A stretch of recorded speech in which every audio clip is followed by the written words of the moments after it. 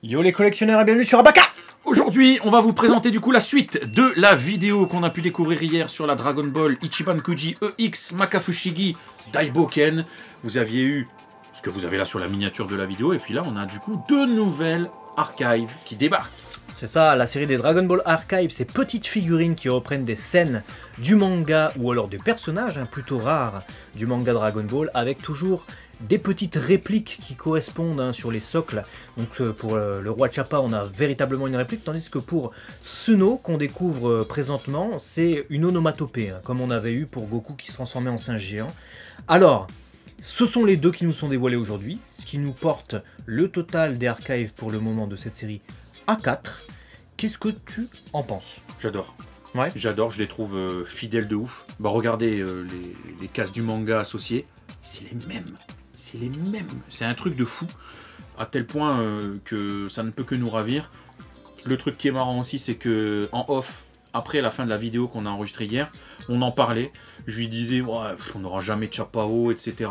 Et puis je lui dis, t'imagines si on avait Rachan? Et puis toi tu m'as dit, ouais, ça tombe, on aura Suno en archive et tout. Bah, je me suis dit, ils sont capables, s'ils sont logiques, de faire peut-être Hachan en Ichiban Kuji et Suno en archive. Parce que je les vois pas faire Suno en personnage d'Ichiban Kuji. Non. Et pareil pour le roi Chappa, on le voyait pas non plus en personnage d'Ichiban Kuji parce que ils sont pas cap, tout simplement. Les persos trop méconnus par le grand public, ils le feront pas. Donc là, c'est une belle proposition, parce que le roi Chappa, c'est assez inattendu. Suno, je suis content, mais j'ai un bémol sur elle, c'est que en fait, c'est exactement la même que la capsule, la Dracap, qui était sortie déjà il y a plusieurs années. C'est dommage, quitte à faire Suno, qui est un perso qui n'est jamais fait en figurine, autant la faire dans une dépiction qu'on n'a pas déjà, quoi. Ouais, c'est clair. C'est vraiment le côté dommage. Après, le côté Goku, je sais pas si c'est un effet photoshopé ou autre, mais j'ai vraiment la sensation qu'il est glacé. Je sais pas s'ils ont mis un côté lustré exprès ou si ça sera vraiment le rendu final de la figurine. Mais toujours est-il que si on a ça, j'aime bien parce que je ressens le côté, il est gelé le gars, tu vois. Ouais, c'est ça.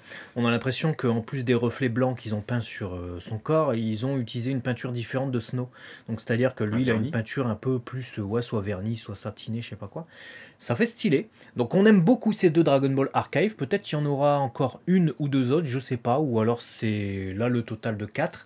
On a une image aussi qui a été dévoilée hier dans la soirée qui semble être totalement fake. Donc ne vous y fiez pas. Déjà il y a le Shenlong dans le fond qui semble complètement être le Shenlong de Xenoverse. Et puis c'est bizarre de ne voir que ces 4 figurines là. Ça serait très dommage. En tout cas on serait déçus nous s'il y avait que 4 figurines dans cette loterie. In fine. Bah ouais, puis je trouve que le montage fait grossier. Pour avoir fait la miniature, c'est ce que je lui disais, que vous voyez là encore une fois à l'écran. Elles sont très difficilement découpables. Il y a les ongles de Piccolo Daimao, les antennes qui sont c'est très fin si vous préférez à découper. Et là, j'ai l'impression que son auriculaire, l'ongle a sauté, finesse dans l'antenne. Ils mettent une lueur externe blanche, comme pour gommer les défauts. Comme par hasard, quand ils sont en plein pied, ils laissent quand même un petit fond blanc pour dire si on a croppé du blanc. Les ayants droit feraient pas des trucs comme ça. Ça serait 100% nickel découpé de chez découpé, pas un collage comme ça. Et puis j'ai vérifié sur le site officiel, cette image n'y est pas. Sur les Twitter officiels, l'image n'y est pas non plus. Par contre, petite correction et information complémentaire par rapport à la vidéo d'hier. La last one, ce sera Tao Pai Pai, donc version cyborg, donc cyborg Tao Pai Pai. Ça n'est pas écrit sur le site officiel puisque vous avez juste les images et pas encore le listing des figurines qui est apparu au moment où on enregistre, donc le 5 novembre 2021.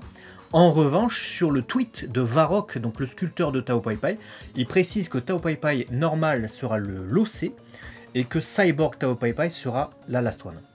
Donc ça, petite déception, que ce soit pas une seule et même figurine avec les accessoires que tu changes comme Kame Sennin qu'on avait eu en mode Jackie Chun.